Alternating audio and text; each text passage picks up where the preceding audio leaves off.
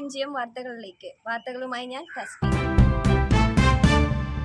ഇസ്രയേലിൽ വൻ ആക്രമണം നടത്തി ഹമാസ്. ഗാസയിൽ നിന്നും ദക്ഷിണ ഇസ്രയേലിലേക്ക് തോക്കുധാരികളായ ഹമാസ് അംഗങ്ങൾ നുഴഞ്ഞുകയറി.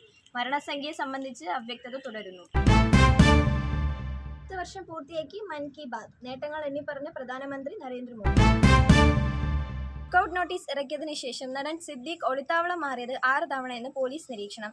സിദ്ദീഖിനായി അന്വേഷണം തുടങ്ങുമ്പോഴും സത്യവാങ്മൂലം ഒപ്പിടുവാനായി അഭിഭാഷകന്റെ ഓഫീസിൽ എത്തിയിരുന്നു. YouTube ചാനലുകൾക്കെതിരെ case. ബാലചന്ദ്രൻ മേനോന്റെ പരാതിയിൽ അന്വേഷണം. നടിയുടെ ലൈംഗികാരോപണം സംപ്രേഷണം ചെയ്ത യൂട്യൂബ് ചാനലുകൾക്കെതിരെയാണ് കേസ്.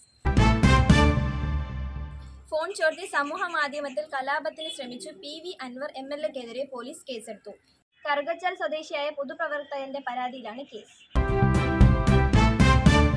അടുത്ത IPL സീസണിലേക്ക് നിലവിലെ ടീമിലുള്ള 6 താരങ്ങളെ നിലനിർത്താൻ അനുമതി നൽകി BCCI.